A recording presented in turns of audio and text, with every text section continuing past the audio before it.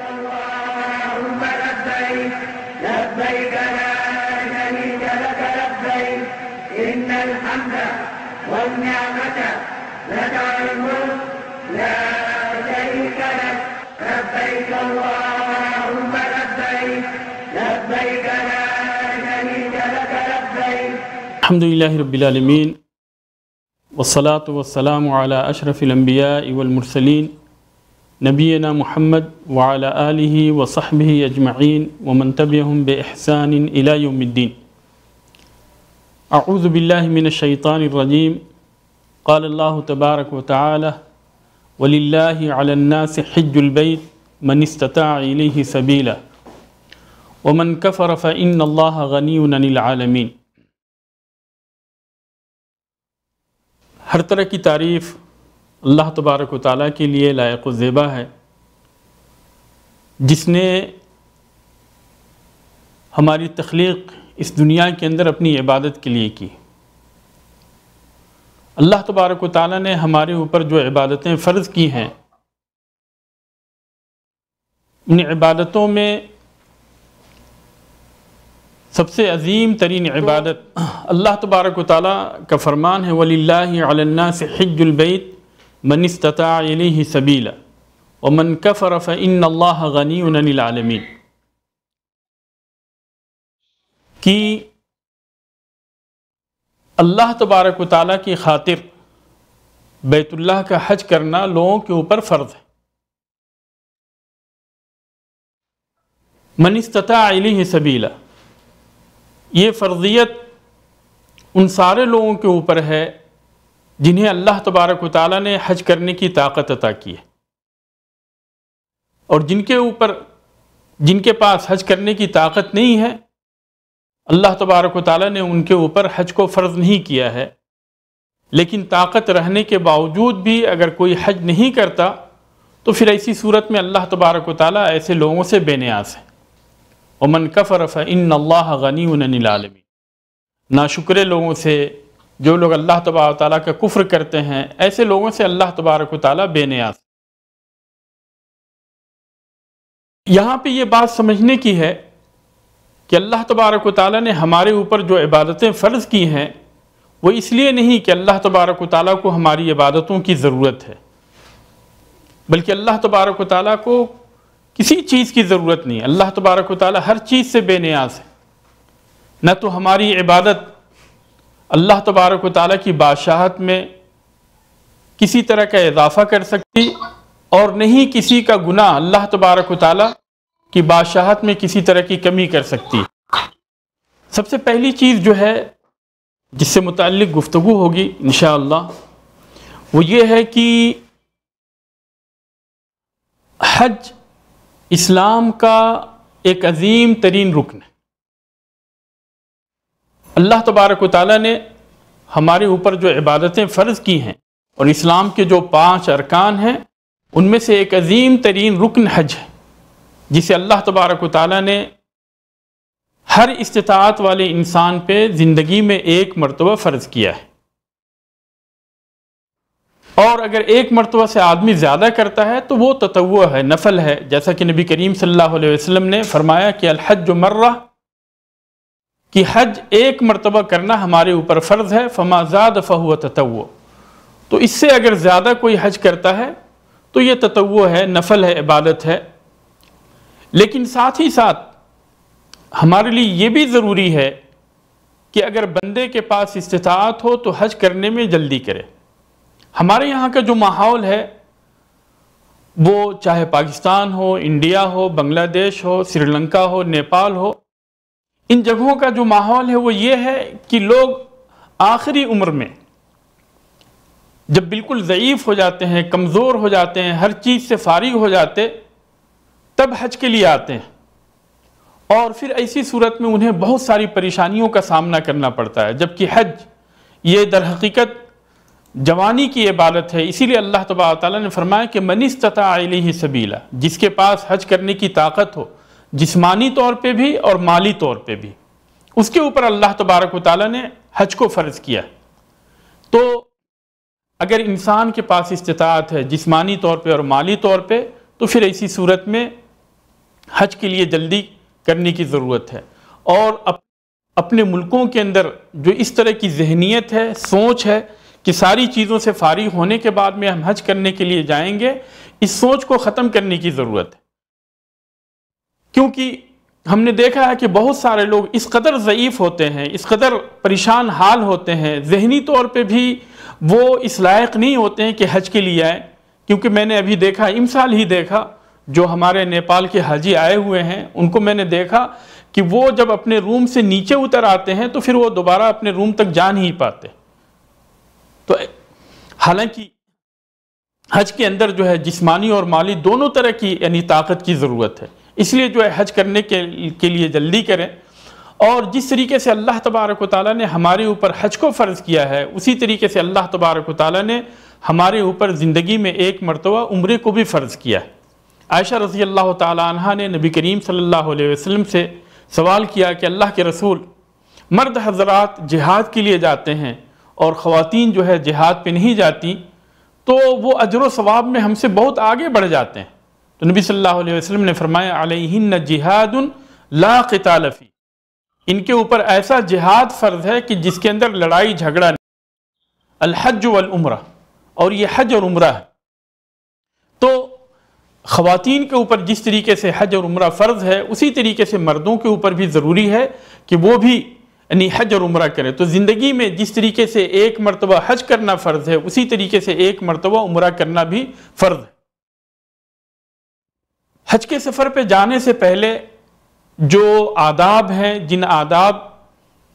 کا خیال کرنا ہمارے لیے ضروری ہے، ان میں سے سب سے پہلی چیز یہ ہے، سب سے پہلا ادب یہ ہے کہ انسان ہر طرح کے گناہوں سے توبہ کرے، ہر طرح کے چھوٹے اور بڑے گناہ سے توبہ کرے، تاکہ وہ حج کے سفر میں اللہ تبارک و تعالیٰ سے زیادہ قریب رہے۔ کیونکہ اگر انسان جو ہے گناہ کی حالت میں رہتا ہے تو اس سے بہت ساری عبادتیں نہیں ہو پاتی ہیں، اور اسی لیے اللہ تبارک و تعالیٰ کا حکم ہے وَتُوبُوا إِلَى اللَّهِ جَمِيعًا أَيُّهَا الْمُؤْمِنُونَ لَعَلَّكُمْ تُفْلِحُونَ، کہ مومنوں اللہ تبارک و تعالیٰ کے حضور توبہ کرو تاکہ تم کامیاب ہو سکو۔ تو سب سے پہلا ادب یہ ہے کہ ہم توبہ کریں۔ اس کے بعد میں اگر کسی نے کسی کے ساتھ بھی کسی طرح کی زیادتی کی ہے تو اس سے بھی معافی مانگ لے، تاکہ اس زیادتی کی وجہ سے ایسا نہ ہو کہ اللہ تبارک و تعالیٰ اس کی اس عبادت کو، اس عظیم ترین عبادت کو قبول نہ فرے۔ تو اگر کسی بھی طرح کی زیادتی کسی کے ساتھ ہوئی ہے تو اس سے جو ہے معافی مانگ لیں، اس سے اپنے آپ کو جو ہے اس کے سامنے پیش کر اور کہیں کہ وہ ہمیں معاف کر دے، تاکہ اللہ تبارک و تعالی ہماری اس عبادت کو قبول فرمائے۔ تیسری چیز جو ہے وہ یہ ہے کہ جو بھی چیز ہم لے کر جا رہے ہیں، ہمارے پاس جو مال ہے، جو ہم نے سامان تیار کیے ہیں، وہ ساری کی ساری چیزیں حلال کمائی کی ہوں، اس کے اندر ذرہ برابر بھی حرام کمائی کا حصہ نہ ہو۔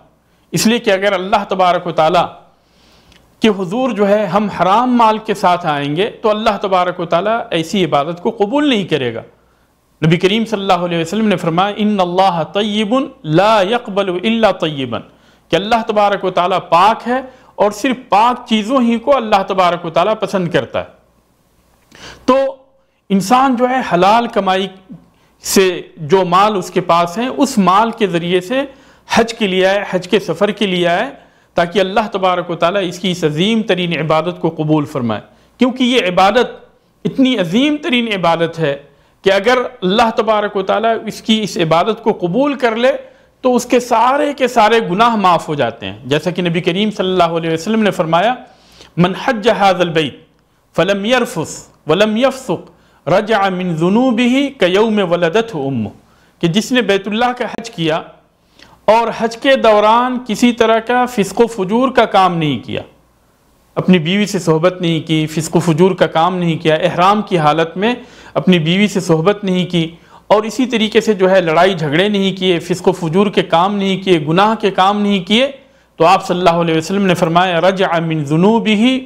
کیوم ولدتہ امہ،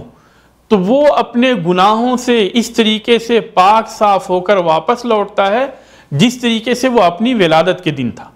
جس دن اس کی پیدائش ہوئی تھی۔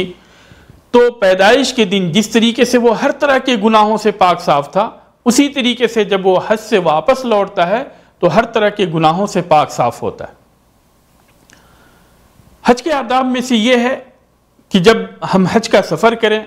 تو نبی کریم صلی اللہ علیہ وسلم کی تعلیم کی پابندی کرتے ہوئے جب ہم سواری پہ سوار ہوں تو بسم اللہ کہتے ہوئے سوار ہوں، پھر اس کے بعد میں 3 مرتبہ کہیں اللہ اکبر اللہ اکبر اللہ اکبر۔ اس کے بعد میں یہ دعا پڑھیں سبحان الذی سخر لنا ھذا وما كنا له مقرنین وانا الى ربنا لمنقلبون۔ اور پھر اس کے بعد میں سفر کی جو دعا ہے، جس دعا کو نبی کریم صلی اللہ علیہ وسلم پڑھا کرتے تھے، اس دعا کو پڑھیں اللہم انا نسألک فی سفرنا ھذا البر والتقوى ومن العمل ما ترضى اللہم ہون علینا سفرنا ھذا واطو عنا بعده اللہم انت الصاحب فی السفر والخلیفۃ فی الاہل اللہم انا نعوذ بک من وعثاء السفر وکآبۃ المنظر وسوء المنقلب فی المال والاہل۔ تو اس دعا کو پڑھے اس لیے کہ نبی کریم صلی اللہ علیہ وسلم جب سواری پہ سوار ہوتے تو آپ صلی اللہ علیہ وسلم یہ دعا پڑھا کرتے تھے، اور اس میں اللہ تبارک و تعالیٰ سے سفر کی آسانی کے لیے اور پریشانیوں سے دور ہونے کے لیے اللہ تبارک و تعالیٰ سے سوال کیا جاتا، اور یہ بھی کہ ہماری واپسی جو ہے سلامتی کے ساتھ ہو، کسی طرح کی برائی جو ہے ہم واپس ہوتے ہوئے نہ تو ہم دیکھیں اور نہیں ہمارے گھر والے دیکھیں۔ تو اس طرح کا سوال اللہ تبارک و تعالیٰ سے بندہ کرتا ہے۔ پھر اس کے بعد میں سفر شروع کرتے ہوئے جو سفر کے آداب ہیں ان آداب کی پابندی کرے، اور سب سے اہم چیز جو ہے وہ نمازیں ہیں، تو وقت پہ نماز پڑھے، وقت پہ نماز پڑھنے کا اہتمام کرے، اور سفر کے اندر اللہ تبارک و تعالیٰ نے بندے کو جو رخصت دی ہے اس رخصت سے فائدہ اٹھائے۔ جیسے کہ جب ہم دوران سفر ہوں گے تو سفر کے آداب میں سے یہ ہے کہ نمازیں جو ہے قصر کر کے پڑھی جائیں، جو 4 رکعت والی نمازیں ہیں انہیں قصر کر کے 2 رکعت پڑھی جائیں۔ اور اسی طریقے سے جو ہے جب تک ہم سفر کر رہے ہوں گے اس وقت تک ہمارے لیے یہ بھی جائز ہے، درست ہے کہ ہم 2 نمازوں کو اکٹھی کر کے یعنی جمع کر کے پڑھیں، ظہر اور عصر کی نماز یا تو ظہر کے وقت میں یا یہ ہے کہ عصر کے وقت میں پڑھیں، اور اسی طرح سے مغرب اور عشاء کی نماز یا تو مغرب کے وقت میں یا عشاء کے وقت میں پڑھیں۔ لیکن جب ہم اپنے منزل پہ پہنچ جائیں گے، جیسے کہ ہم یہاں سے جا رہے ہیں اور ہم مکہ پہنچ جائیں گے، تو مکہ پہنچنے کے بعد میں ساری نمازیں اپنے وقت پہ پڑھی جائیں گی۔ اگر جماعت کرانے والے امام جو ہے اگر مسافر ہیں تو وہ قصر کر کے پڑھیں گے، یعنی قصر کر کے نماز پڑھائیں گے، اور اگر ہم حرم کے اندر نماز پڑھ رہے ہیں یا اسی طریقے سے وہاں کی کسی مسجد کے اندر نماز پڑھ رہے ہیں اور امام مقیم ہے تو ان کے پیچھے جو ہے ہم اپنی نماز 4 رکعت پڑھیں گے، پوری نماز پڑھیں گے، وہاں پہ قصر نہیں کریں گے۔ اگر امام مقیم ہے اور پوری نماز پڑھ رہا ہے تو پھر اسی صورت میں وہاں پہ ہم قصر نہیں کریں گے۔ تو اس طریقے سے جو ہے یہ سفر کے آداب ہے۔ اب ہم سفر کرتے ہوئے ہم سب سے پہلے یعنی جو جہاں ہمیں پہنچنا ہے سب سے پہلا ہمارا جو پڑاؤ ہے وہ میقات۔ نبی کریم صلی اللہ علیہ وسلم نے حج کے لیے 2 میقات مقرر کیے، ایک تو اس کا زمانہ اور ایک اس کی جگہ۔ میقات زمانی جو ہے انسان جو ہے حج کی نیت 3 مہینوں میں کر سکتا ہے، شوال، ذوالقعدہ اور ذوالحجہ کے مہینے میں۔ اور جو جگہیں نبی کریم صلی اللہ علیہ وسلم نے متعین کی وہ 5 جگہیں، 5 جگہوں سے نبی کریم صلی اللہ علیہ وسلم نے احرام کی نیت کرنے کا آپ صلی اللہ علیہ وسلم نے 5 جگہیں مقرر کی۔ اس سلسلے میں عبداللہ ابن عباس رضی اللہ تعالی عنہما کی حدیث ہے کہ وقت رسول اللہ صلی اللہ علیہ وسلم لأہل المدینة ذی الحلیفہ ولأہل الشام الجحفہ وَلِأَهْلِ نَجْدٍ قَرْنَ الْمَنَازِلِ وَلِأَهْلِ الْيَمَنِ يَلَمْلَمْ، کہ نبی کریم صلی اللہ علیہ وسلم نے مدینہ والوں کے لیے ذی الحلیفہ نامی جو جگہ ہے اس کو نبی کریم صلی اللہ علیہ وسلم نے میقات مقرر کیا، اور اسی طریقے سے شام والوں کے لیے جحفہ، اہل نجد والوں کے لیے جیسے کہ ریاض، جبیل، قسیم، دمام، اس طرف سے جو لوگ آتے ہیں، اور اسی طریقے سے انڈیا اور پاکستان سے جو لوگ آتے ہیں فلائٹ کے ذریعے سے، ان ساروں کا میقات یہی ہوتا ہے، کیونکہ سارے کے سارے لوگ جو ہے اسی قرن منازل سے، جس کو کہ ابھی سیل الکبیر بولتے ہیں، اسی میقات سے سارے کے سارے لوگ کراس کرتے ہیں، گزرتے ہیں۔ تو یہاں سے جو ہے ہم نیت کریں، یا اس سے پہلے جو لوگ فلائٹ سے آ رہے ہیں تو وہ کچھ پہلے بھی نیت کر سکتے ہیں، کچھ پہلے نیت کرنے میں کوئی حرج کی بات نہیں. لیکن اگر میقات بغیر نیت کے کراس کر جائیں گے تو پھر ایسی صورت میں دو چیزیں لازم آتی ہیں، یا تو دو میں سے ایک چیز لازم آتی ہے، یا تو جو ہے آپ کو واپس میقات پہ آنا پڑے گا اور میقات سے آ کر جو ہے احرام کی نیت کرنی ہوگی، یا یہ ہے کہ اگر میقات پہ نہیں آئے اور میقات کراس کرنے کے بعد میں اگر آپ نے نیت کی، عمرے کی نیت یا حج کی نیت، تو پھر دم دینا ہوگا، کیونکہ آپ کا ایک واجب چھوٹ گیا. تو اس چیز کا خیال رکھیں. جو لوگ بس کے ذریعے سے جا رہے ہیں، کار کے ذریعے سے جا رہے ہیں، ان کے لیے تو آسان ہے، میقات پہ پہنچیں گے اور وہاں پہنچنے کے بعد میں نیت کر لیں گے. لیکن جو فلائٹ سے جا رہے ہیں تو اس کا انتظار اگر پہلے ہی اعلان ہو جاتا ہے کہ ہم 10 منٹ کے بعد میں یا 15 منٹ کے بعد میں میقات پہ پہنچنے والے ہیں، تو آپ 5 منٹ پہلے ہی نیت کر لیجئے، 10 منٹ پہلے ہی نیت کر لیجئے. اس لیے کہ اگر آپ نے پہلے نیت کر لی تو اس سے حج کے اندر کسی طرح کا فرق پڑنے والا نہیں ہے. لیکن اگر میقات اگر آپ کراس کر گئے اور آپ نے نیت نہیں کی تو پھر ایسی صورت میں یا تو آپ کو میقات پہ واپس آنا ہوگا یا دم دینا ہوگا. اگر آگے میقات کراس کرنے کے بعد میں اگر آپ نیت کرتے ہیں تو پھر آپ کو دم دینا ہوگا. تو اس چیز کا خیال رکھیں. بات یہ چل رہی تھی کہ نبی کریم صلی اللہ علیہ وسلم نے 5 جگہیں مقرر کی، اور ان میں سے جو ہے ایک قرن المنازل ہے جس کو کہ ہم سیل الکبیر بولتے ہیں، اور اسی طریقے سے جو ہے اہل یمن کے لیے نبی کریم صلی اللہ علیہ وسلم نے یلملم کو مقرر کیا، جو ابھی جو ہے وہاں سے آنے والے لوگ سعدیہ کی جگہ سے، سعدیہ نامی جگہ سے احرام کی نیت کرتے ہیں. اور اسی طریقے سے نبی کریم صلی اللہ علیہ وسلم نے عراق والوں کے لیے ذات عرق نامی جگہ کو متعین کیا. تو یہ 5 جگہیں ہیں جہاں سے ہم احرام کی نیت کرتے ہیں، یا یہ ہے کہ ان کے مقابل میں جو جگہیں ہیں، ان کے محاذات میں مقابل میں جو جگہیں ہیں وہاں سے ہم احرام کی نیت کر سکتے ہیں. میقات پہ پہنچنے کے بعد میں سنت یہ ہے کہ انسان جب میقات پہ پہنچے، نبی کریم صلی اللہ علیہ وسلم کی یہ سنت ہے کہ جب ہم میقات پہ پہنچے تو میقات پہ پہنچنے کے بعد میں غسل کریں، اور غسل کرنے کے بعد میں مرد حضرات احرام کے 2 کپڑے سفید 2 چادر پہنے، اور خواتین اپنے عام لباس میں احرام کی نیت کر سکتی ہیں. اپنے عام لباس کو جو ہے وہ احرام کا لباس بنا سکتی، لیکن شرط یہ ہے کہ اس کے اندر جو ہے زیب و زینت نہ ہو. عام سے کپڑا ہو جس کے اندر کسی طرح کے نقش و نگار نہ ہو، بلکہ عام کپڑے کے اندر جس کے اندر زیب و زینت نہ ہو، نقش و نگار نہ ہو، اس طرح کے کپڑے کے اندر وہ احرام کی نیت کرے. احرام کے 2 چادر پہننے کے بعد میں، اور خواتین جو ہے جب احرام کے کپڑے پہن لیں تو ان کے لیے تو خوشبو لگانا جائز نہیں کسی بھی حالت میں، لیکن مرد حضرات کے لیے نیت کرنے سے پہلے خوشبو لگانا یہ نبی کریم صلی اللہ علیہ وسلم کی سنت ہے. عائشہ رضی اللہ تعالی عنہ کہتی ہیں کنت اطیب رسول اللہ صلی اللہ علیہ وسلم لإحرامہ قبل ان یحرم، کہ میں نبی کریم صلی اللہ علیہ وسلم کو احرام سے پہلے خوشبو لگایا کرتی تھی. اور اسی طریقے سے وَلِحِلِّهِ قَبْلَ أَن يَطُوفَ بِالْبَيْتِ، یعنی وہ حج کی بات کر رہی ہیں. عمرے کے اندر تو طواف کرنے سے پہلے خوشبو نہیں لگا سکتے، لیکن حج کے اندر جب آدمی عرفہ سے واپس لوٹتا ہے 10 تاریخ کو، جب وہ منی میں پہنچتا ہے اور 2 کام کر لیتا ہے، یعنی کنکری مار لیتا، کنکری مارنے کے بعد میں اپنے بال کو کٹوا لیتا، کیونکہ عام طور پہ سارے کے سارے لوگ جو ہے قربانی کے لیے تو پیسے جمع ہی کیے ہوتے، تو قربانی ان کی ہو جاتی ہے اور بال کٹوا لیتا ہے، تو اس کے بعد میں جو ہے وہ احرام کے کپڑے اتار سکتا ہے، غسل کر سکتا، اور اس طریقے سے وہ حلال ہو جاتا ہے. تو طواف کرنے سے پہلے، یعنی منی سے دوبارہ مکہ آنے سے پہلے، وہ نبی کریم صلی اللہ علیہ وسلم کو خوشبو لگایا کرتی تھی. لیکن اگر ہم عمرے کے لیے جا رہے ہیں تو طواف سے پہلے خوشبو نہیں لگانا ہے، بلکہ جب ہمارا عمرہ مکمل ہو جائے گا پھر اس کے بعد میں ہم خوشبو لگا سکتے اور وہ خوشبودار چیزیں استعمال کر سکتے ہیں. اس کی تفصیل انشاءاللہ ابھی آگے آئے گی.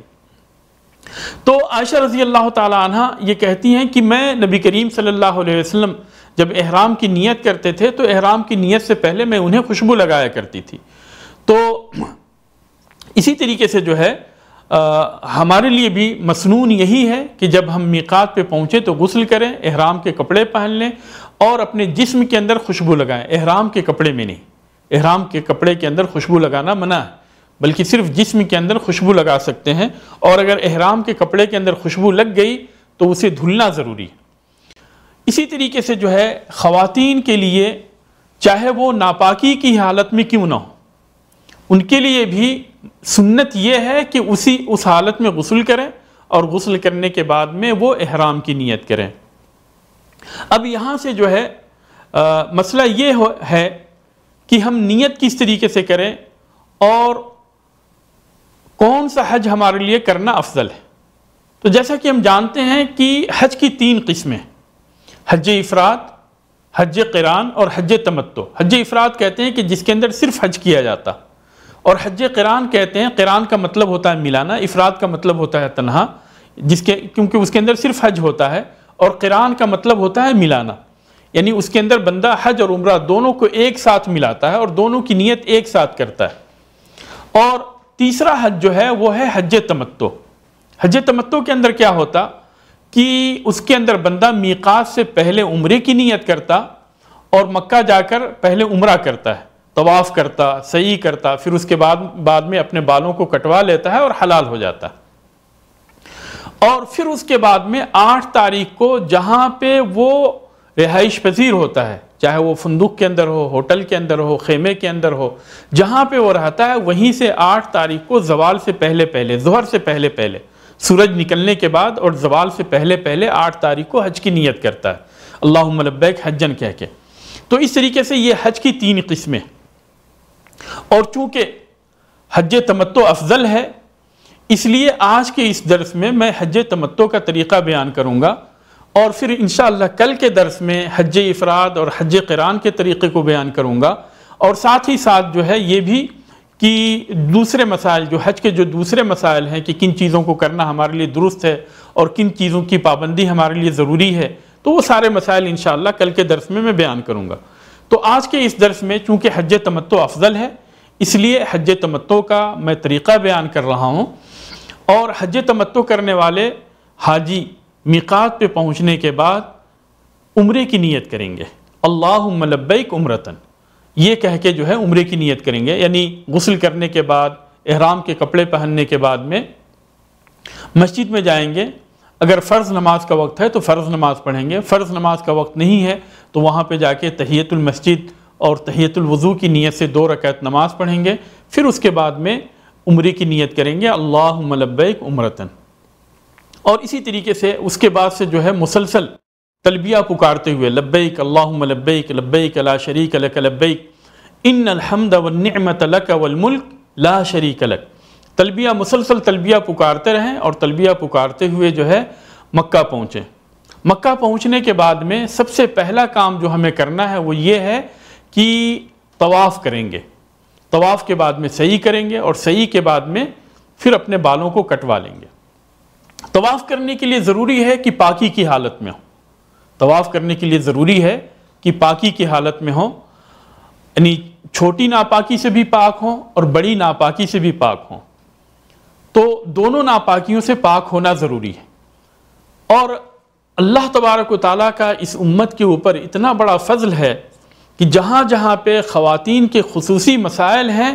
وہاں پہ وہ مسئلہ نبی کریم صلی اللہ علیہ وسلم کے گھر والیوں کے ساتھ ہی اس طرح کا مسئلہ ہوا کہ وہ سارے کے سارے مسائل جو ہے ہم تک نقل کیے گئے، ہم تک جو ہے ان سارے مسائل کو پہنچایا گیا۔ عائشہ رضی اللہ تعالی عنہ جب مکہ پہنچی اور انہیں طواف کرنا تھا تو طواف کرنے سے پہلے وہ ناپاک ہو گئی، جس کی وجہ سے وہ کافی پریشان ہوئی اور وہ رو رہی تھیں۔ تو نبی کریم صلی اللہ علیہ وسلم کو جب پتہ چلا اور ان کے خیمے میں داخل ہوئے تو آپ صلی اللہ علیہ وسلم نے داخل ہونے کے بعد میں ان سے پوچھا انفس تھی کہ کیا آپ کو حیض آ گیا ہے، ماہواری آ گئی ہے؟ تو انہوں نے کہا کہ ہاں۔ پھر نبی کریم صلی اللہ علیہ وسلم نے ان کو سمجھایا اور بتایا کہ دلاسا دیا اور کہا کہ اس میں یعنی رونے کی کوئی ضرورت نہیں، یہ تو ایسی چیز ہے جسے اللہ تبارک و تعالیٰ نے آدم کی بیٹیوں پہ لکھ رکھا ہے۔ پھر آپ صلی اللہ علیہ وسلم نے انہیں کہا افعلی ما یفعل الحاج غیر اللہ تطوفی بالبیت، کہ حاجی جو بھی کام کر رہے ہیں وہ سارے کے سارے کام آپ بھی کرو، بس یہ ہے کہ بیت اللہ کا طواف آپ مت کرنا۔ چنانچہ عائشہ رضی اللہ تعالی عنہ نے حج قران کیا، یعنی کیونکہ وہ منا جانے سے پہلے 8 تاریخ سے پہلے وہ پاک نہیں ہو سکی تھیں، اس لیے انہوں نے حج قران کیا، اور وہ جب عرفہ سے واپس لوٹیں 10 تاریخ کو، تو اس دن آ کر انہوں نے حج کا طواف کیا تھا۔ لیکن عام طور پہ اگر ہم جب مکہ پہنچیں گے تو مکہ پہنچنے کے بعد میں ہمیں جا کے سب سے پہلے طواف کرنا ہے۔ سارے کے سارے لوگ، چاہے وہ مرد ہوں یا خواتین ہوں، اگر پاکی کی حالت میں ہیں تو وہ جا کے طواف کریں گے، اور اگر ناپاکی کی حالت میں ہیں، چھوٹی ناپاکی ہے تو وضو کر لیں، اور اگر بڑی ناپاکی ہے تو انتظار کریں گے۔ اگر مرد ہیں تو فوری طور پہ غسل کر لیں، اور خواتین ہیں اور جو ہے ان کی ناپاکی اگر دور نہیں ہوئی تو انتظار کریں گی یہاں تک کہ وہ پاک ہو جائیں۔ پاک ہونے کے بعد میں غسل کریں گی، اور غسل کرنے کے بعد میں آ کر طواف کریں گے۔ تو طواف کرنے کے لیے شرط ہے کہ ہم چھوٹی اور بڑی دونوں ناپاکی سے پاک ہوں۔ مسجد حرام کے اندر جب داخل ہوں تو داخل ہوتے ہوئے مسجد کے اندر جو داخل ہونے کی دعائیں ہیں ان دعاؤں کو پڑھیں، اور دعاؤں کو پڑھتے ہوئے مسجد کے اندر داخل ہوں۔ بسم اللہ والصلاۃ والسلام علی رسول اللہ، اعوذ باللہ العظیم وبوجہہ الکریم وسلطانہ القدیم من الشیطان الرجیم، اللہم افتح لی ابواب رحمتک۔ پھر اس کے بعد میں جب ہم مسجد کے اندر داخل ہوں تو داخل ہونے کے بعد میں سب سے پہلے ہمیں طواف کرنا ہے۔ طواف کرنے سے پہلے مرد حضرات اپنے کندھوں کو کھولیں گے، جس کو کہ استوا بولتے ہیں۔ مرد حضرات جو ہے اپنے کندھوں کو کھولیں گے، جس کو کہ استوا بولتے ہیں، اور 7 چکر میں داہنا کندھا کھلا ہوا ہونا چاہیے۔ احرام کو جو ہے کندھے کے نیچے سے لا کر، داہنے کندھے کے نیچے سے لا کر لیفٹ کندھے کے اوپر ڈال لیں۔ 7 چکر کے اندر یہ سنت ہے کہ کندھا کھلا ہوا ہو۔ اس کے علاوہ دوسری سنت جو ہے اس طواف کے اندر، جس کو کہ طواف قدوم بھی کہتے ہیں، اس طواف کے اندر دوسری سنت یہ ہے کہ چھوٹے چھوٹے قدم کے ساتھ تیز چلا جائے، جس کو کہ رمل بولتے ہیں، اور یہ صرف شروع کے 3 چکر میں رمل کیا جائے گا۔ طواف شروع کرتے ہوئے سب سے پہلے ہمیں کرنا یہ ہے کہ ہم حجر اسود کو بوسہ دیں۔ اگر بوسہ دینا ممکن نہیں ہے تو حجر اسود کو چھوئیں، اور حجر اسود کو چھوتے ہوئے اس چیز کو یاد رکھیں کہ یہ نبی کریم صلی اللہ علیہ وسلم کی سنت ہے۔ حجر اسود کو چومتے ہوئے یا چھوتے ہوئے اس طرح کا عقیدہ نہیں رکھنا ہے کہ اس کے اندر کسی طرح کی نفع یا نقصان کی صلاحیت ہے، بلکہ ہمیں عقیدہ یہ رکھنا ہے کہ ہم نبی کریم صلی اللہ علیہ وسلم کی اتباع کر رہے ہیں۔ اور اسی لیے عمر رضی اللہ تعالی عنہ نے حجر اسود کو چھوتے ہوئے کہا تھا، انی لأعلم انک حجر، مجھے معلوم ہے کہ تو پتھر ہے، لا تضر ولا تنفع، نہ تو تیرے اندر نفع کی صلاحیت ہے اور نہیں تیرے اندر نقصان کی صلاحیت ہے۔ ولولا انی رأیت رسول اللہ صلی اللہ علیہ وسلم یقبلک ما قبلتک، اگر میں نے نبی کریم صلی اللہ علیہ وسلم کو تمہیں بوسہ دیتے ہوئے نہیں دیکھا ہوتا تو میں تجھے بوسہ نہیں دیتا۔ تو نبی کریم صلی اللہ علیہ وسلم کی اتباع اور پیروی کرتے ہوئے حجر اسود کو چومیں، اگر چوم نہیں سکتے ہیں تو اس کو چھوئیں، اور اگر چھو بھی نہیں سکتے ہیں تو اس کی طرف اشارہ کریں، اور اشارہ کرتے ہوئے پہلے چکر میں کہیں گے بسم اللہ اللہ اکبر۔ پھر اس کے بعد میں آگے بڑھ جائیں گے، اور آگے بڑھتے ہوئے جو ہے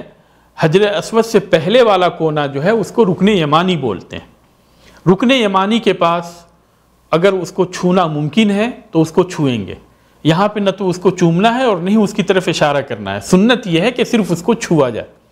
اس کو چھوئیں اور چھوتے ہوئے اللہ اکبر کہیں۔ اگر چھونا ممکن نہیں ہے تو بغیر اشارہ کیے ہوئے وہاں سے آگے بڑھ جائیں، اور ان دونوں کونوں کے بیچ نبی کریم صلی اللہ علیہ وسلم سے جو سنت ثابت ہے وہ یہ ہے کہ زیادہ سے زیادہ کثرت کے ساتھ ہم یہ دعا پڑھیں، ربنا آتنا فی الدنیا حسنۃ وفی الآخرۃ حسنۃ وقنا عذاب النار۔ زیادہ سے زیادہ اس دعا کو پڑھیں۔ اس کے علاوہ باقی چکر میں آپ دعائیں کر سکتے ہیں، قرآن کی تلاوت کر سکتے ہیں، اپنے لیے دعا مانگ سکتے ہیں، اپنے گھر والوں کے لیے مانگ سکتے ہیں، سارے مسلمانوں کے لیے مانگ سکتے ہیں۔ تو کثرت کے ساتھ جو ہے طواف کرتے ہوئے دعا کریں، اور اسی طریقے سے جو ہے ان دونوں کونے کے بیچ، رکن یمانی اور حجر اسود کے بیچ جو ہے اس دعا کو پڑھیں، ربنا آتنا فی الدنیا حسنۃ وفی الآخرۃ حسنۃ وقنا عذاب النار۔ پھر جب آپ حجر اسود کے پاس پہنچیں تو وہاں پہ وہی 3 سنت ہے، یا تو اس کو بوسہ دینا ہے، یا تو اس کو چھونا ہے، یا یہ ہے کہ اس کی طرف اشارہ کرنا ہے، اور اشارہ کرتے ہوئے اسے اللہ اکبر کہیں گے۔ پہلی بار جو ہے بسم اللہ اللہ اکبر کہیں گے، باقی کے چکروں میں اللہ اکبر کہیں گے، داہنے ہاتھ سے اشارہ کریں، اللہ اکبر کہیں، اور پھر اس کے بعد میں آگے بڑھ جائیں۔ اس طریقے سے جو ہے 7 چکر مکمل کریں۔ ہر چکر میں جب بھی جو ہے آپ حجر اسود کے پاس آئیں گے اللہ اکبر کہیں گے، اور رکن یمانی کے پاس جب آئیں گے تو وہاں پہ بھی اگر چھونا ممکن ہوا تو اللہ اکبر کہیں گے، ورنہ بغیر اشارہ کیے ہوئے اور بغیر اللہ اکبر کہے ہوئے وہاں سے آگے بڑھ جائیں گے، اور دونوں رکن یمانی اور حجر اسود کے بیچ میں ربنا آتنا فی الدنیا حسنۃ وفی الآخرۃ حسنۃ وقنا عذاب النار اس دعا کو پڑھتے رہیں گے۔ جب 7واں چکر آپ کا مکمل ہو جائے گا تو وہاں پہ آپ کو اشارہ نہیں کرنا ہے اور نہیں اس کو چھونا ہے یا چومنا ہے، بلکہ وہاں سے آگے بڑھیں گے، اور آگے بڑھنے کے بعد میں مقام ابراہیم کے پیچھے جائیں گے اور اس آیت کو پڑھیں گے وَاتَّخِذُوا مِن مَقَامِ إِبْرَاهِيمَ مُصَلًّى۔ لیکن آپ کو پتہ ہے کہ حج کے دنوں میں کافی رش ہوتا ہے، یا اسی طریقے سے اب عمرے میں بھی کافی رش ہونے لگا ہے۔ مقام ابراہیم کے پیچھے اگر طواف کی 2 سنت پڑھنا ممکن نہیں ہے تو پھر ایسی صورت میں آپ مسجد حرام کے اندر کہیں پہ بھی طواف کی یہ 2 سنت پڑھ سکتے ہیں۔ اس کے لیے ضروری نہیں کہ آپ کو مقام ابراہیم ہی کے پیچھے پڑھنا ہے، بلکہ جہاں پہ بھی جگہ ملے اور لوگوں کو پریشانی نہ ہو وہاں پہ آپ 2 رکعت طواف کی 2 رکعت سنت پڑھ لیں۔ پہلی رکعت میں سورۃ الفاتحہ کے بعد میں قل یا ایھا الکافرون پڑھیں، اور دوسری رکعت میں سورۃ الفاتحہ کے بعد میں قل ھو اللہ احد پڑھیں۔ پھر اس کے بعد میں جو ہے زمزم کا پانی پئیں، اور پانی پینے کے بعد میں سنت تو یہ ہے کہ آ کر حجر اسود کو چھوا جائے، لیکن اتنا رش ہے کہ یہ چیز یعنی ممکن نہیں ہے، تو پھر ایسی صورت میں آپ جو ہے صفا اور مروہ کی سعی کے لیے آپ صفا کی طرف نکل جائیں۔ جب صفا سے قریب پہنچیں، جب صفا کے قریب پہنچیں تو یہ دعا پڑھیں ان الصفا والمروۃ من شعائر اللہ، اور پھر اس کے بعد میں اپنا چہرہ قبلے کی طرف کریں، کعبے کی طرف اپنا چہرہ کریں، اور وہاں پہ یہ دعائیں کریں لا الہ الا اللہ واللہ اکبر، لا الہ الا اللہ وحدہ لا شریک لہ لہ الملک ولہ الحمد یحیی ویمیت وہو علی کل شیء قدیر، لا الہ الا اللہ وحدہ انجز وعدہ ونصر عبدہ وہزم الاحزاب وحدہ۔ ان دعاؤں کو 3 بار دہرائیں، 3 بار دہرائیں، اور یعنی 1 مرتبہ پڑھیں، پھر اس کے بعد میں اپنے طور پہ جو بھی دعائیں آپ کو مانگنی ہیں وہ مانگیں، پھر دوبارہ پڑھیں، پھر اپنی طرف سے جو بھی دعائیں آپ کو کرنی ہیں کریں، اور پھر اس کے بعد میں تیسری بار ان دعاؤں کو کریں، پھر اس کے بعد میں جو بھی دعائیں آپ کو مانگنی ہیں مانگیں، اور اس کے بعد میں صفا سے جو ہے آپ مروہ کی طرف نکل جائیں۔ یہ وہ جگہیں ہیں، یعنی حج کے اندر جو ہے 7 مقامات ایسے ہیں جہاں کی دعا قبول ہوتی ہے۔ حج کے اندر 7 مقامات ایسے ہیں جہاں کی دعا قبول ہوتی ہے، ایک تو طواف کے وقت کی، ایک صفا کی دعا، اور ایک مروہ کی دعا۔ تو یہاں پہ جو ہے دعاؤں کا اہتمام کریں، پھر اس کے بعد میں صفا سے آپ مروہ کی طرف نکل جائیں اور عام رفتار میں چلیں، دعائیں کرتے رہیں، ذکر و اذکار کرتے رہیں، قرآن پڑھتے رہیں۔ جب گرین بتی کے پاس پہنچیں تو وہاں پہ جتنا تیز دوڑنا ممکن ہو اتنا تیز دوڑیں، جتنا تیز دوڑنا ممکن ہو اتنا تیز دوڑیں، کیونکہ نبی کریم صلی اللہ علیہ وسلم بہت ہی تیز دوڑا کرتے تھے، یہاں تک کہ آپ کی چادر گھومنے لگتی تھی۔ پھر اس کے بعد میں جب گرین بتی ختم ہو جائے تو پھر وہاں سے عام رفتار میں آپ چلتے ہوئے جو ہے مروہ کی طرف جائیں۔ ایک بات میں بتانا بھول گیا تھا، وہ یہ ہے کہ میں نے شروع میں کہا تھا طواف کرتے ہوئے استباء کریں گے۔ نبی کریم صلی اللہ علیہ وسلم کی سنت یہ ہے کہ طواف کرتے ہوئے استباء کریں گے، داہنے کندھے کو کھلا رکھیں گے، لیکن جو ہی طواف ختم ہوگا پھر کندھے کو ڈھک لیں گے۔ ہم نے دیکھا ہے کہ بہت سارے لوگ جو ہے کندھا کھول کے نماز پڑھتے ہیں، جو کہ غلط ہے، یا یہ ہے کہ صحیح کرتے ہیں کندھے کھول کر، یہ بھی غلط ہے، یا یہ ہے کہ میقات ہی سے اپنے کندھے کو کھول لیتے ہیں، یہ بھی غلط ہے۔ صرف جو ہے طواف قدوم میں جب پہلی بار جب ہم مکہ پہنچتے ہیں تو اس طواف کے اندر 7 چکر میں کندھے کو کھولنا جو ہے یہ نبی کریم صلی اللہ علیہ وسلم کی سنت ہے۔ باقی دوسری جگہوں پہ کندھے کو کھولنا یہ نبی کریم صلی اللہ علیہ وسلم کی سنت کے خلاف ہے۔ تو بات یہ ہو رہی تھی کہ صفا سے جو ہے آپ مروہ کی طرف جائیں گے، دونوں گرین بتیوں کے بیچ میں جتنا تیز دوڑنا ممکن ہو اتنا تیز دوڑیں گے، البتہ خواتین جو ہے اپنی عام رفتار میں چلیں گی، اور دعا کرتے ہوئے، ذکر و اذکار کرتے ہوئے، قرآن پڑھتے ہوئے آپ مروہ پہ پہنچیں گے۔ مروہ پہ پہنچنے کے بعد میں وہی دعائیں جو آپ نے صفا پہ کی تھیں وہی دعائیں یہاں پہ بھی کریں گے، لیکن اس آیت کو نہیں پڑھیں گے ان الصفا والمروۃ من شعائر اللہ، اس آیت کو نہیں پڑھیں گے۔ اس آیت کو صرف پہلی بار جب صفا کے قریب ہم پہنچتے ہیں تو اس وقت پڑھنا ہمارے لیے مسنون ہے۔ مروہ پہ پہنچنے کے بعد میں قبلے کی طرف اپنا چہرہ کریں، دونوں ہاتھوں کو اٹھائیں اور انہی ساری دعاؤں کو کریں، لا الہ الا اللہ واللہ اکبر، لا الہ الا اللہ وحدہ لا شریک لہ لہ الملک ولہ الحمد وہو علی کل شیء قدیر، لا الہ الا اللہ وحدہ انجز وعدہ ونصر عبدہ وہزم الاحزاب وحدہ۔ پھر اپنی طرف سے جو ہے اور دعائیں کریں، پھر انہی دعاؤں کو دوبارہ دہرائیں، پھر اور اپنی طرف سے دعائیں کریں، پھر تیسری بار ان دعاؤں کو دہرائیں اور اپنی طرف سے دعائیں کریں، پھر اس کے بعد میں مروہ سے آپ صفا کی طرف نکل جائیں۔ صفا سے مروہ پہ آنا آپ کا ایک چکر ہوا، مروہ سے واپس دوبارہ صفا پہ جانا یہ 2 چکر ہوا۔ تو آپ نے صفا سے جو ہے صحیح شروع کی تھی، مروے پہ آپ کا 7واں چکر مکمل ہو جائے گا۔ 7 چکر مکمل ہونے کے بعد میں اب ایک چیز باقی رہی اور وہ ہے بال کو کٹوانا یا مڈوانا۔ پورے سر کے بال کو کٹوانا ضروری ہے یا پورے سر کے بال کو مڈوانا ضروری ہے، لیکن چونکہ ہم لوگ بالکل حج کے قریب جاتے ہیں، جیسے کہ جو لوگ داخل مملکت سے جو جا رہے ہیں تو وہ لوگ عام طور پہ 6 یا 7 یا 8 تاریخ کو جاتے ہیں، تو اسی صورت میں ان کے لیے بال کو کٹوانا یہ افضل ہے، کیونکہ نبی کریم صلی اللہ علیہ وسلم جب 4 ذی الحجہ کو مکہ پہنچے تھے تو آپ صلی اللہ علیہ وسلم نے صحابہ کرام کو عمرے کے بعد میں بال کٹوانے کا حکم دیا تھا تاکہ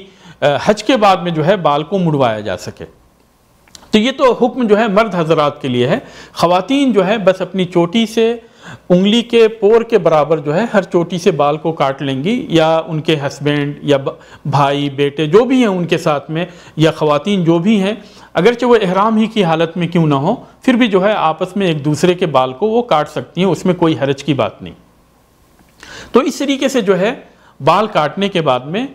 ہمارا عمرہ مکمل ہو گیا۔ اور جو لوگ جو ہے پہلے سے آئے ہوئے ہیں، مثال کے طور پہ انڈیا، پاکستان، بنگلہ دیش اور یا اسی طرح سے دوسرے ممالک سے جو لوگ پہلے ہی آ جاتے ہیں اور آ کر عمرہ کرتے ہیں، تو اگر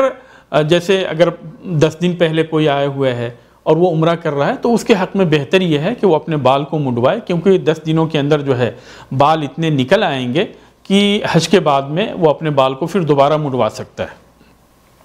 عمرہ اس طریقے سے آپ کا عمرہ مکمل ہو گیا۔ اب عمرہ مکمل ہونے کے بعد میں آپ کو کیا کرنا ہے؟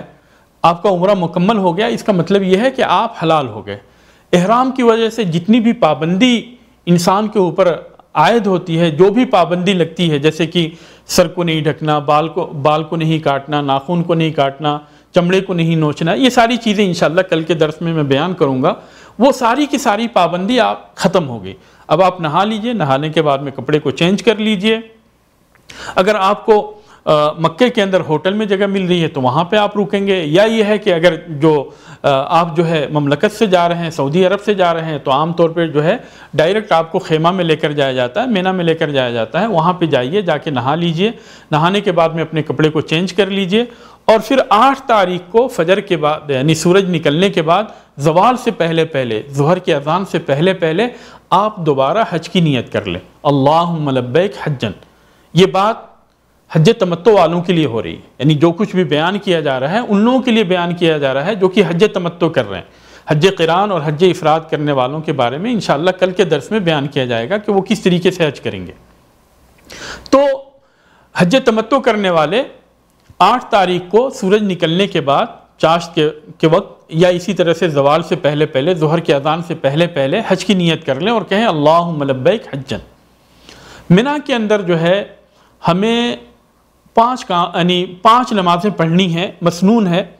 کہ وہاں پہ ہم ظہر کی نماز پڑھیں، عصر، مغرب، عشاء اور فجر کی نماز، 9 تاریخ کو فجر کی نماز، اور یہ ساری کی ساری نمازیں اپنے وقت پہ پڑھی جائیں گی۔ جو 4 رکعت والی نمازیں ہیں قصر کر کے 2 رکعت پڑھی جائیں گی، اور پھر اس کے بعد میں جو ہے منا سے جو ہے ہم 9 تاریخ کو سورج نکلنے کے بعد عرفہ کے لیے روانہ ہو جائیں گے۔ لیکن یہاں پہ ایک قابل ذکر بات یہ ہے، اس چیز کو آپ لوگ اس چیز کا خیال رکھیں کہ حکومت کی طرف سے ہر ٹینٹ والوں کے لیے ایک وقت دیا جاتا ہے تاکہ راستے میں کسی طرح کا رش نہ ہو اور کسی طرح کی پریشانی نہ ہو، حاجیوں کو عرفہ پہنچنے میں کسی طرح کی پریشانی نہ ہو۔ تو حملے والے یا اسی طریقے سے باہر سے جو لوگ آئے ہوتے ہیں معلم اور مطوف کے ساتھ جن کا حج ہوتا ہے، تو ہر کیمپ والوں کے لیے ایک وقت متعین ہوتا ہے کہ آپ کو اتنے بجے یہاں سے منا سے جو ہے عرفہ کے لیے روانہ ہو جانا ہے۔ تو جب بھی جو ہے آپ کو معلم منا سے لے کر عرفہ کی طرف لے کر جائیں، چاہے وہ رات کا ہی وقت کیوں نہ ہو، تو اس میں جانے میں کوئی حرج کی بات نہیں۔ اور آپ جو ہے عرفہ پہنچے، عرفہ میں جو ہے نبی کریم صلی اللہ علیہ وسلم جب عرفہ کے لیے نکلے 9 تاریخ کو فجر کے بعد سورج نکلنے کے بعد میں آپ صلی اللہ علیہ وسلم منا سے جو ہے عرفہ کے لیے نکلے، اور پھر آپ صلی اللہ علیہ وسلم نے وادی عرنا کے اندر جہاں پہ ابھی عرفہ کی مسجد ہے اس کا آگے کا حصہ جو ہے عرفہ سے باہر ہے، اس ایریے میں آپ صلی اللہ علیہ وسلم نے پڑاؤ ڈالا، اور وہیں پہ آپ صلی اللہ علیہ وسلم نے ظہر اور عصر کی نماز پڑھی۔ پھر اس کے بعد میں آپ صلی اللہ علیہ وسلم عرفہ کے اندر داخل ہوئے، یعنی آپ صلی اللہ علیہ وسلم نے خطبہ دیا، عرفہ کا خطبہ دیا، پھر اس کے بعد میں آپ صلی اللہ علیہ وسلم نے ظہر کی نماز پڑھی، عصر کی نماز پڑھی، پھر اس کے بعد میں آپ صلی اللہ علیہ وسلم عرفہ کے اندر داخل ہوئے۔ تو وہاں پہ جو ہے عرفہ کے اندر ہمیں مغرب سے پہلے تک، سورج ڈوبنے سے پہلے تک ہمیں عرفہ میں پہنچ جانا ہے، اور ہم انشاءاللہ جو ہے یا سارے کے سارے حاجی ابھی الحمدللہ وہ ظہر سے پہلے ہی، یا کچھ لوگ جو ہے ظہر کے بعد، یعنی تاخیر بھی ہو جاتی ہے کچھ لوگوں کے ساتھ، بس وغیرہ کے مسئلے ہو جاتے ہیں، تو وہ لوگ جو ہے ظہر کے بعد بھی کچھ لوگ پہنچتے ہیں، تو پہنچنے کے بعد میں وہاں پہ خطبہ سنیں، عرفہ کا خطبہ سنیں، خطبہ سننے کے بعد میں ظہر اور عصر کی نماز پڑھیں ایک ساتھ میں، کیونکہ نبی کریم صلی اللہ علیہ وسلم نے ایک ہی ساتھ ایک ہی وقت میں جو ہے آپ صلی اللہ علیہ وسلم نے ظہر اور عصر کی نماز پڑھائی تھی۔ تو ظہر اور عصر کی نماز پڑھ لیں، اور ظہر اور عصر کی نماز پڑھنے کے بعد میں وہاں پہ آپ کو بہت ہی لذیذ کھانا ملے گا۔ سارے کے سارے حج قافلے والے وہاں پہ کھانے کا اہتمام کرتے ہیں، لیکن میں ہمیشہ جو ہے حاجیوں کو یہ نصیحت کیا کرتا ہوں کہ وہاں پہ جو ہے کھانا کم کھائیں، کیونکہ اب اصل عبادت کا وقت یہیں سے شروع ہوتا ہے۔ اصل عبادت کا وقت جو ہے، جیسا کہ نبی صلی اللہ علیہ وسلم نے فرمایا الحج عرفہ، کہ حج جو ہے یہ عرفہ کی عبادت ہے،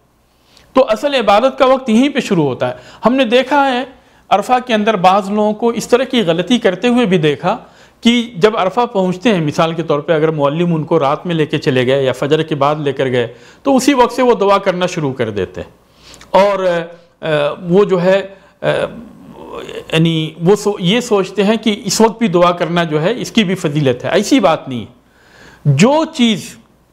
جس چیز کی بھی وقت مقرر ہے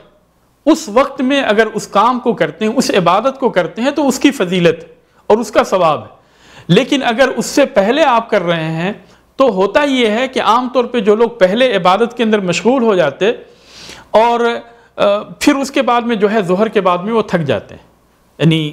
ظہر اور عصر کی نماز پڑھنے کے بعد میں تھک جاتے ہیں اور اس وقت دعا نہیں کرتے، حالانکہ دعا کا وقت جو ہے وہ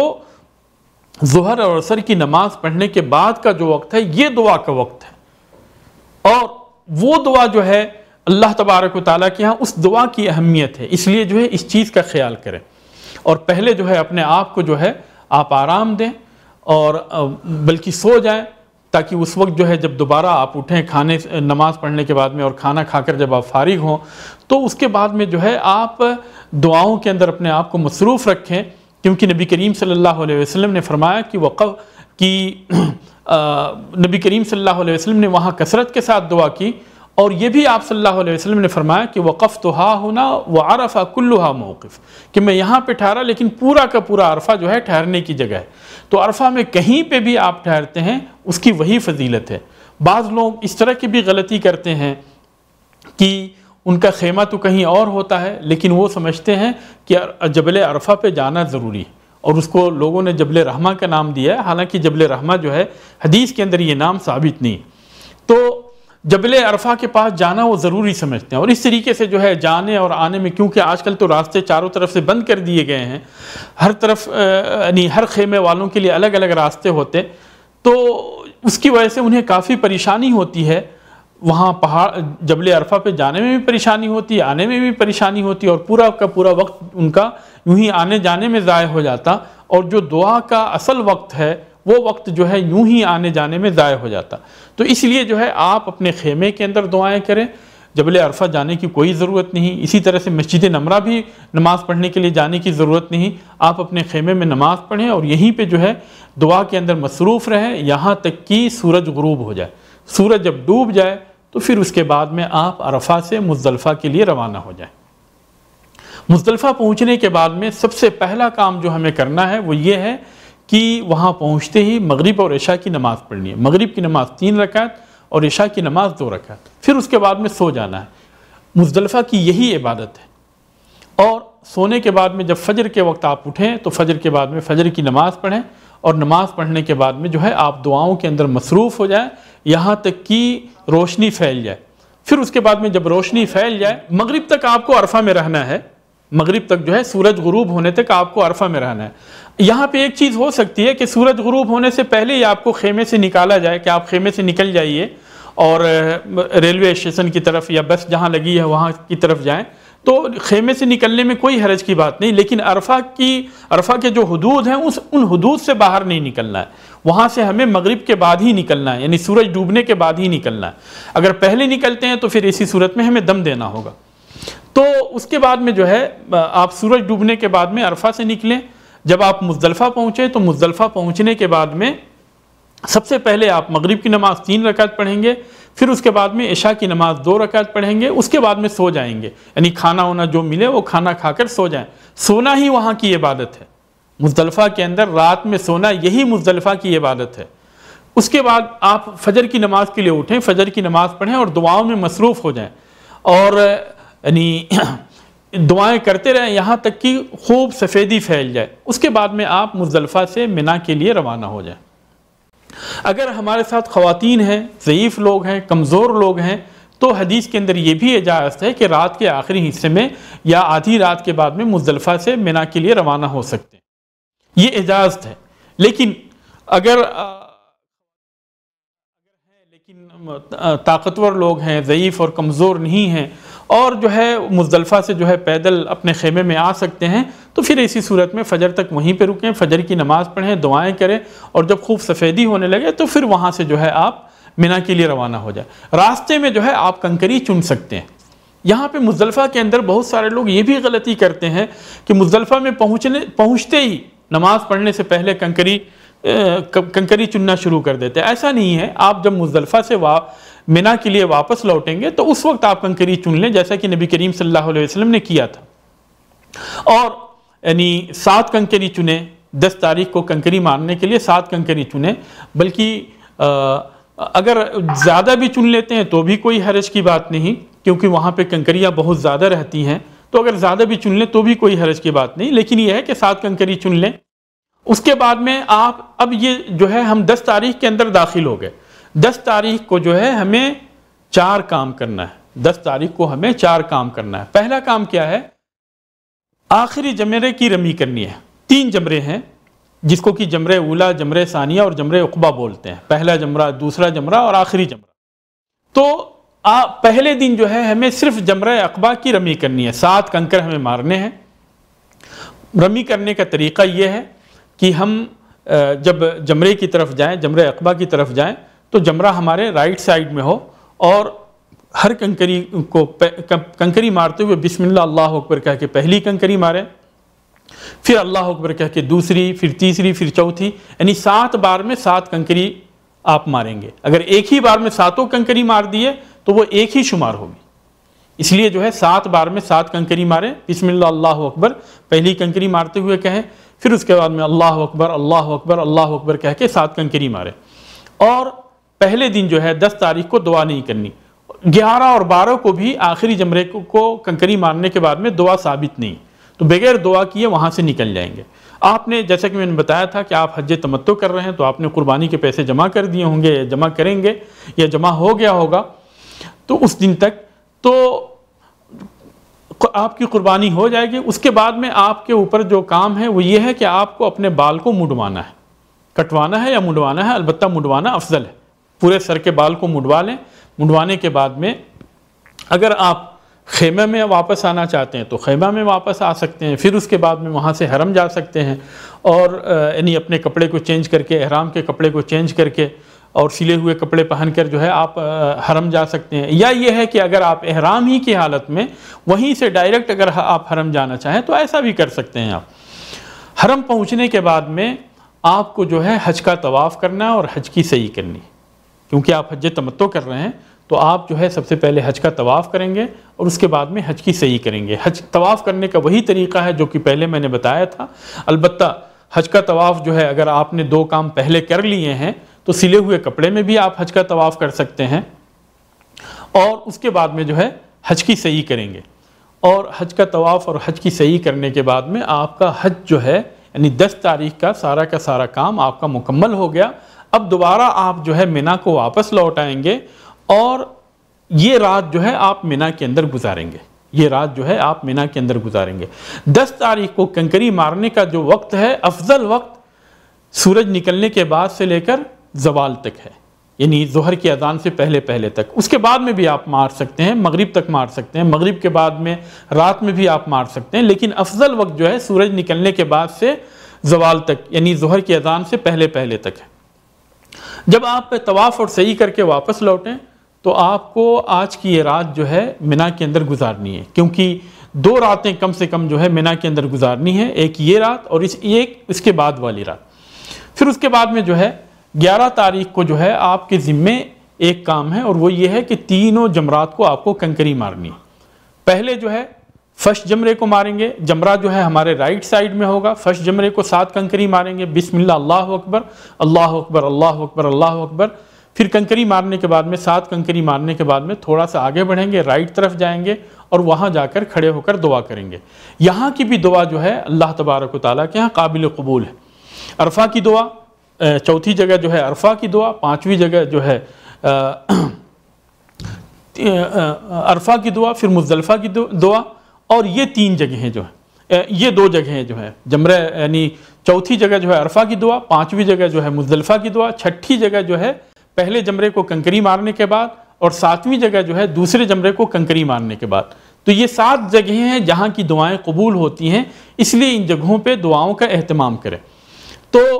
پہلے جمرے کو کنکری مارنے کے بعد میں آپ رائٹ ہوں اور وہاں پہ دعا کریں، زیادہ دیر تک وہاں پہ پولیس والے آپ کو کھڑا نہیں ہونے دیں گے، تو یعنی تھوڑی دیر کھڑے ہو کر دعا کریں، پھر اس کے بعد میں چلتے دعائیں کرتے رہیں، اور اس کے بعد میں دوسرے جمرے کے پاس پہنچیں۔ دوسرے جمرے پہ جو ہے آپ لیفٹ سائیڈ میں جمرے کو کریں اور 7 کنکریاں ماریں، بسم اللہ، اللہ اکبر، اللہ اکبر، اللہ اکبر، اللہ اکبر۔ پھر اس کے بعد میں آگے بڑھ جائیں، آگے بڑھنے کے بعد میں لیفٹ طرف جائیں اور وہاں پہ جا کے کھڑے ہو کر دعائیں کریں، پھر اس کے بعد میں آگے بڑھیں اور آپ آخری جمرہ جو ہے آپ کے رائٹ کی طرف ہوگا، اور وہاں پہ جا کر آپ جمرے کو کنکری ماریں۔ کنکری مارتے ہوئے آسانی کے لیے، آپ اپنی آسانی کے لیے اس چیز کو سمجھ لیں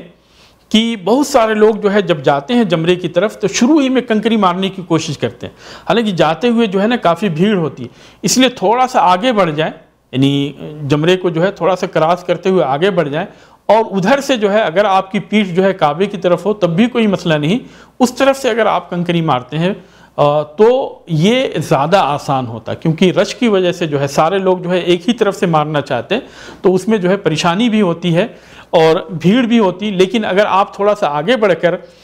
اور آگے کی طرف سے کعبے قبلے کی طرف سے جو ہے آ کر آپ کنکری مار رہے ہیں تو اس میں بھی کوئی حرج کی بات نہیں، اور اس میں آسانی ہوتی ہے، تو ان چیزوں کا خیال رکھیں گے۔ اس طریقے سے جو ہے 11 تاریخ کو کنکری مارنے کے بعد میں، کنکری مارنے کا افضل وقت جو ہے زوال کے بعد، یعنی ظہر کے بعد، اور مغرب تک جو ہے یہ افضل وقت ہے، لیکن رات میں مغرب کے بعد میں بھی آپ کنکری مار سکتے ہیں۔ تو 11 تاریخ کو جو ہے زوال کے بعد میں کنکری ماریں گے، اور پھر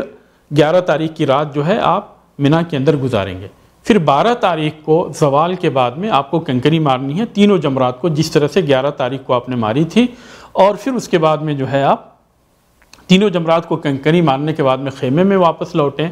اور یہاں پہ جو ہے ہمارے لیے یہ جائز ہے کہ 12 تاریخ کے بعد میں ہم منا کو چھوڑ دیں، البتہ یہ ہے کہ سورج ڈوبنے سے پہلے تک ہم منا سے باہر نکل آئیں، اور اگر کوئی 13 تاریخ تک بھی رکنا چاہتا ہے، 13 کو بھی رکنا چاہتا ہے تو بھی رک سکتا ہے، البتہ اسے 13 تاریخ کو پھر کنکری مارنی پڑے گی، 12 کی رات جو ہے اس کو منا میں گزارنی ہوگی، اور 13 تاریخ کو کنکری مار کے اس کو آنا ہوگا، واپس آنا ہوگا۔ فمن تعجل فی یومین فلا اثم علیہ ومن تأخر فلا اثم علیہ لمن اتقى، کہ اگر 2